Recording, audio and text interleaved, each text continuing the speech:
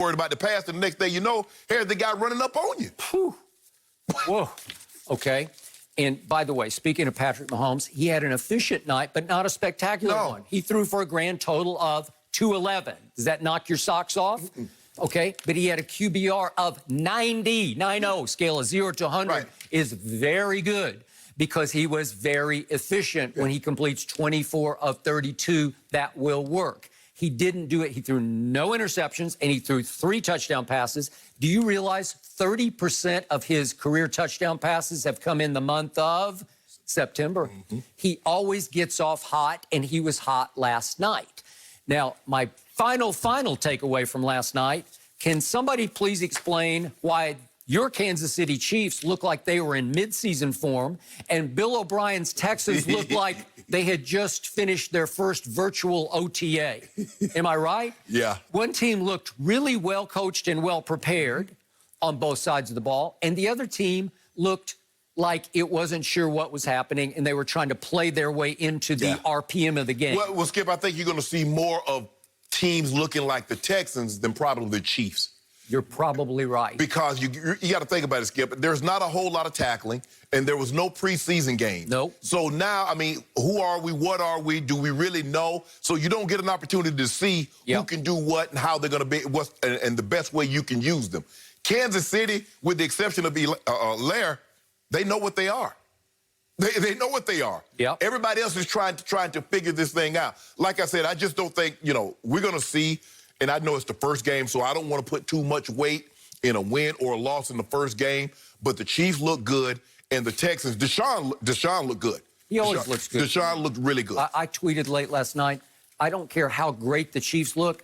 I love watching Deshaun compete at quarterback because he competed all night long.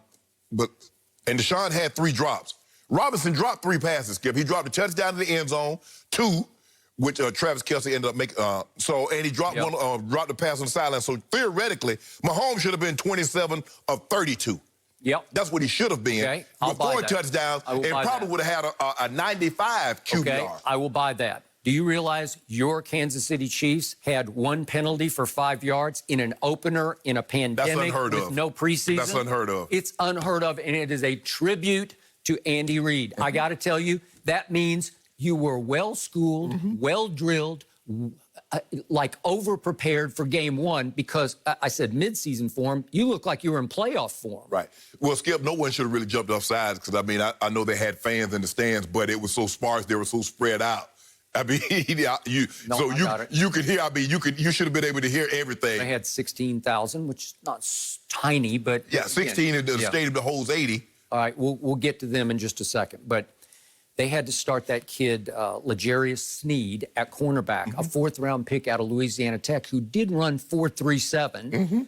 And it was clear from the start that Deshaun was going after him to fire test him. And he stood up all night, and he did pick off the 1 interception that Deshaun threw. And it's another one, bully for the Chiefs, Steve Spagnuolo. Their defensive unit looked even better than it did last year to my eye. It was flying. Chris Jones was flying. Oh, yeah, Chris, And they were all over Deshaun much of the night because I don't think Houston can protect him. Well, that's the biggest thing, Skip. You cannot have your tight end give up a sack, give up a hit to a safety on your quarterback. That cannot happen. Now, if he's trying to block Chris Jones, he's trying to block a defensive end or one of these elite-level pass-rushing linebackers, I get it. You got hell on your hand. But you cannot give up a hit that leads to an interception to a DB when you're a tight end and you're 6'3", 6'4", 250 pounds. That cannot happen. Okay. So let's talk about what happened before the game started. Yes. And this is going to be played out before a lot of games this Sunday. Yes. How are you going to protest? How are you going to remind everybody about the racial justice that should be top of mind in this country right here, right now? We know what the NBA has been doing. Now it's the NFL's turn. You are on stage. Show what are you going to do? So last night, the Chiefs, by themselves, lined up about 30 minutes before kickoff across their end zone line, their goal line. And they watched Alicia Keys perform Lift Every Voice and Sing, which is obviously considered the Black national anthem. And The Texans stayed in their locker room Right.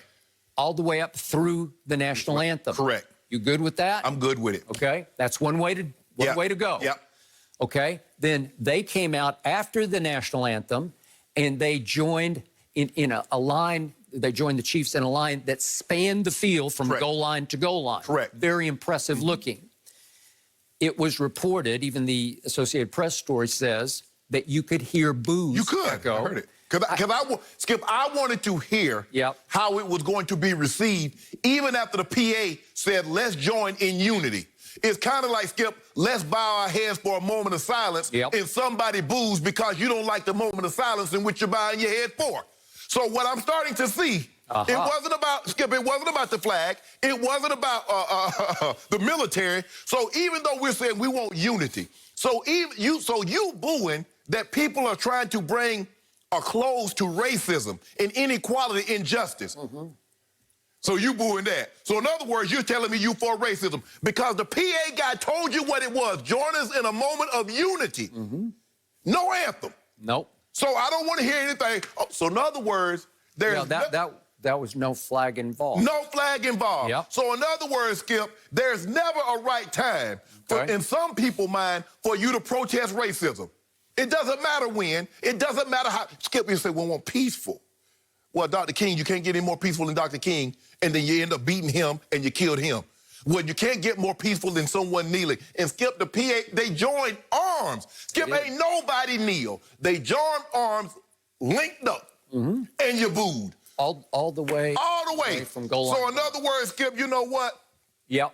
Is what you're protesting, I like kind of the way it is. That's what you told me. Okay. I am so with everything you just said, but just to be fair, I have listened back to the opening audio of that again and again, and I think I hear a few boos, but I'm not quite sure. Yeah. 16,000 people, not a tiny, I mean, for a basketball crowd, that would be that's almost a sellout. Okay, all right.